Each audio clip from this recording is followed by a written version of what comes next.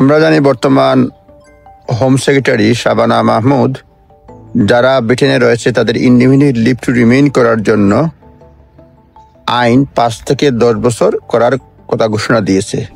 কিন্তু আজকে একটি সংবাদপত্রে সংবাদ বেরিয়েছে যে যারা অলরেডি ইউকেতে রয়েছে, যেসব মাইগ্রেন্ট, তাদের সেটেলমেন্টের জন্য নতুন আইন প্রযোজ্য হবে না। অর্থাৎ যারা রয়েছে তারা ব্রিটেনে 5 বছরেই ইনডিফিনিট লিভ টু রিমেইন পাবে। তাদের জন্য গুড সিটিজেনশিপ টেস্টটা দিতে হবে না।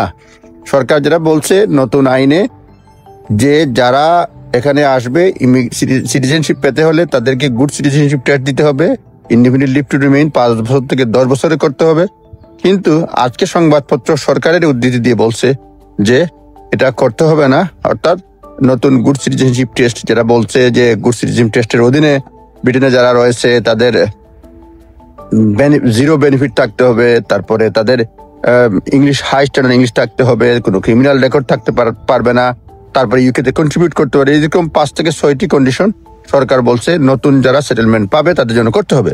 কিন্তু আজকে সংবাদপত্রে যেটা বেরিয়েছে সেটা বলছে যে যেসব মাইগ্রেন্ট ইতিমধ্যে ইউকেতে রয়েছে তাদের সেটেলমেন্টের জন্য 10 বছর অপেক্ষা করতে হবে না, তারা 5 বছরই সেটেলমেন্ট পাবে। তবে এটা সরকারি ঘোষণা নয়, এটা সংবাদপত্রের ঘোষণা। কারণ আমাদেরকে অপেক্ষা করতে হবে কি আসে।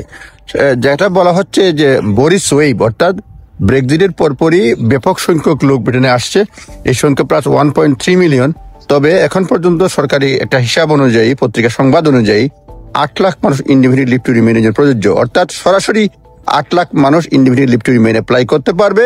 আর দ্বিতীয় যেটা হচ্ছে যে 1.3 মিলিয়ন পিপুল আসছে, সুতরাং তারাও পর্যায়ক্রমে পাবে। মিলিয়নের চেয়ে বেশি লোক indefinite leave to remain apply করতেও পারবে এবং যারা এই 5 বছর রুটি করতে পারবে। যেহেতু সরকার আইন করে নাই, নতুন আইন হলে নতুন আইন বাস্তবায়ন হবে। সরকার যেটা বলছে, হোম সেক্রেটারি উদ্ধৃতি দিয়ে পত্রিকা বলছে যে এখন পর্যন্ত যেটা হয়েছে সেটা এখনো সরকার মেকানিজম বের করে নেই। সেই পরীক্ষার টেস্টটা কিভাবে নেবে, কারা সিটিজেনশিপ পাবে, এটার অর্থ না যে তারা 10 বছরই পাবে, কেউ 5 বছরে, কেউ 7 বছরে, কেউ 8 বছরে, অ্যাকর্ডিং টু দেয়ার কন্ট্রিবিউশন। এখন দেখতে হবে সরকার কি আইন করে।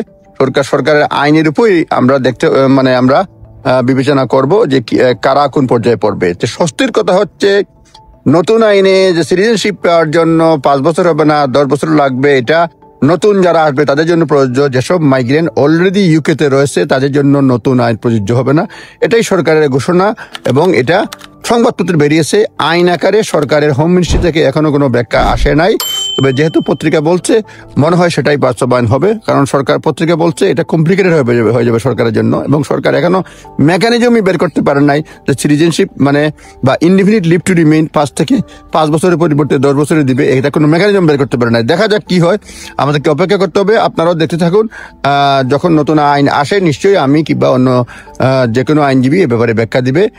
শুধুমাত্র এটা বলা যায় এই মুহূর্তের জন্য এটা স্বস্তির সংবাদ যে যেসব মাইগ্রেন্ট অলরেডি ইউকেতে রয়েছে তাদের জন্য ইনডিফিনিট লিভ টু রিমেইনের জন্য 10 বছর অপেক্ষা করতে হবে না, তারা বর্তমান আইন 5 বছরই ইনডিফিনিট লিভ টু রিমেইনের জন্য অ্যাপ্লাই করতে পারবে। ধন্যবাদ।